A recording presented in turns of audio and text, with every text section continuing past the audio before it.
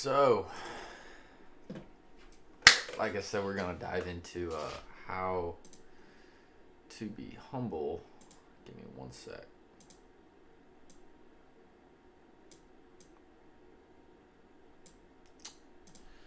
Going to dive into how to be humble and what that looks like, what that means, examples in the Bible, such and such and such. So, first we're going to look at who is not humble in the time of Jesus, and so that we can use that to compare to ourselves and to other people in our lives as well.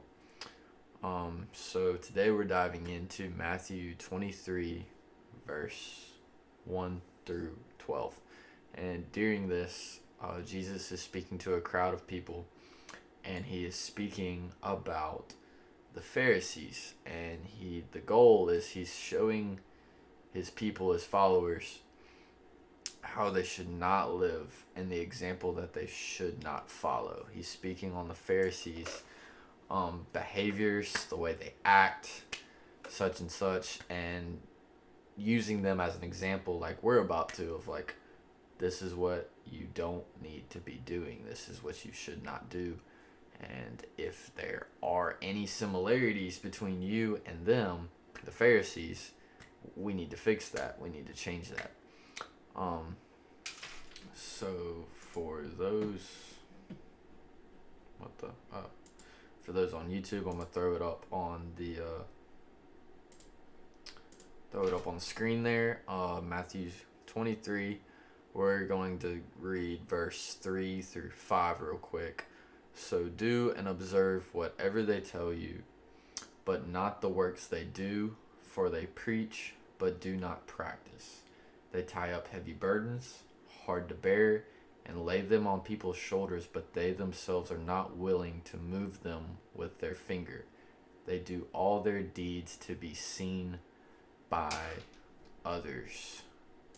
And maybe you can, certainly what struck me was that last part in verse 5. They do all their deeds to be seen by others. I have caught myself plenty of times doing something simply because I know someone's watching, no matter what that may be. I've caught myself in that act before, and I'm sure you can relate in some sort of way of catching yourself doing something simply because somebody's watching. And the worst thing ever is when people of faith, people in the church, they do their deeds. They do those great things, bringing a person in, or just the works of the church, but it's not for God's glory. It's just to be seen by others as, hey, I'm good. Like, I'm doing all right. And if that's the case, then you're not good. You're not all right. Going back a little bit in the last part of verse 3, for they preach but do not practice. Jesus is using this as a warning that, see, what I'm telling you, the word is telling you, you have to put into practice. Jesus didn't preach just to preach for you to hear it and feel good and be like, oh, thanks. All right, back to my life. No, like, he's making it a clear warning that you have to put into practice what the word says, what Jesus tells you to do. I heard this actually today. With City Hope Youth, I heard a great metaphor by the pastor that we were listening to give a message today, and he said a lot of people segregate Jesus. They divide him into two different Jesuses, and one they're cool with, one they're not. First Jesus being the one who's the Savior Jesus, full of grace, full of mercy, and everybody's like, yeah, love that, want more of that. But then there's the other Jesus that tells you how to live. And people feel restricted by that Jesus. Like, he's putting restrictions on their life.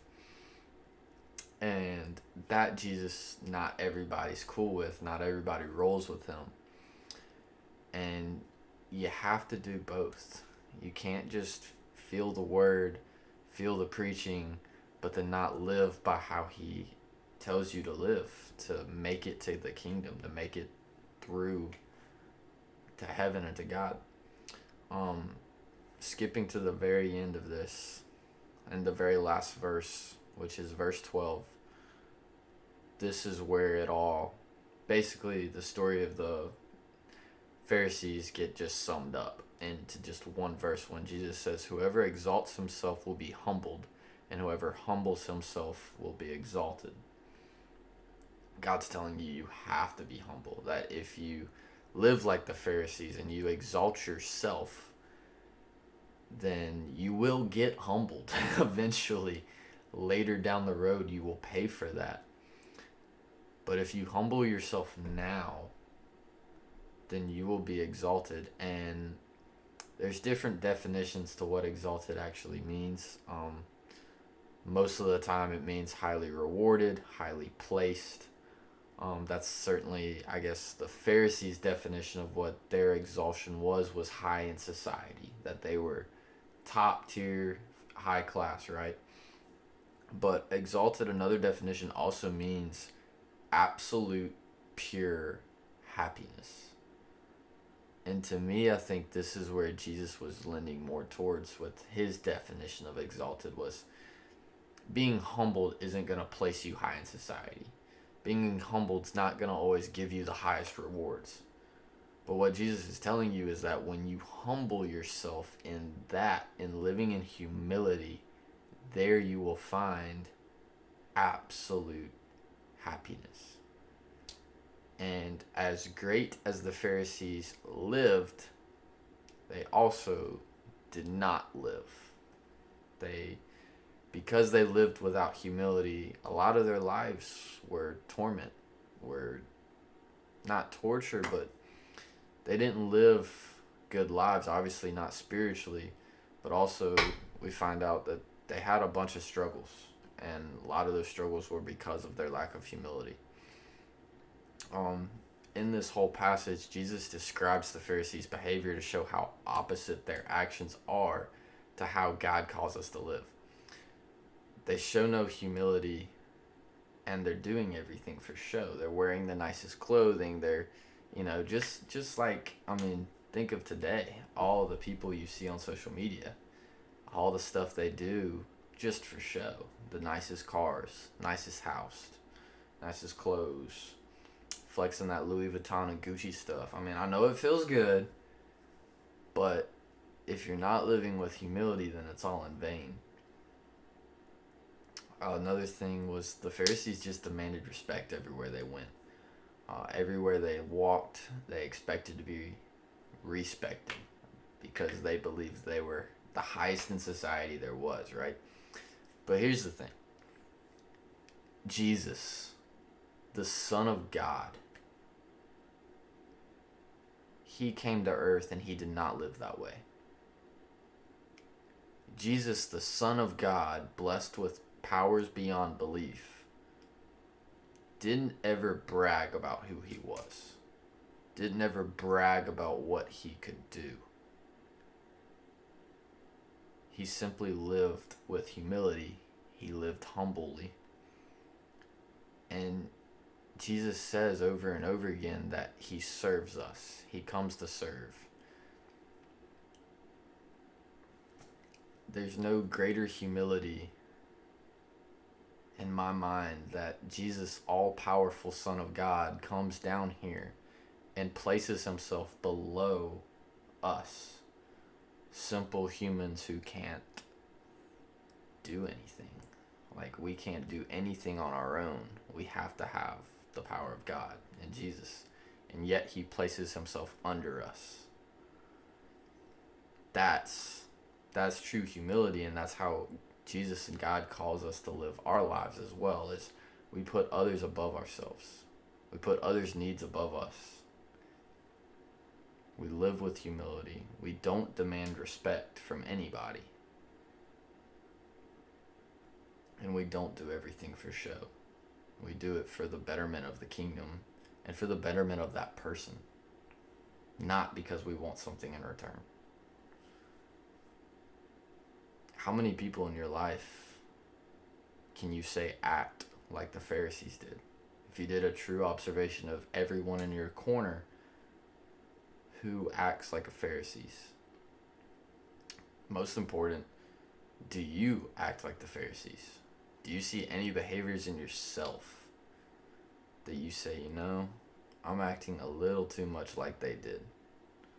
There's something there that I need to change, that I need to humble myself.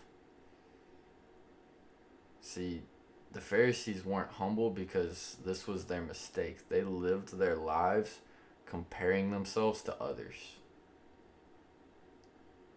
If you want to be humble, live your life comparing yourself to Jesus. That will humble you real fast. Because here's the thing, you'll never match up. Jesus, the Son of God, all-powerful creator and Father of ours, came down and served us, placed himself under us. So if you want to be humble, live your life comparing yourself to that, to him, to Jesus, to the ultimate sacrifice. If you live your life comparing yourself to others, it's hard to live a life of humility. Very hard. You will get prideful. You will get egotistical.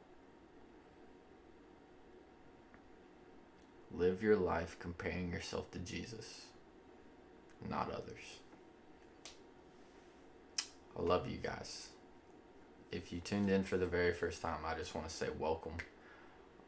If you're watching on YouTube, please do me a quick favor and hit that subscribe button and turn those notifications on. We got a lot more content coming to the YouTube channel.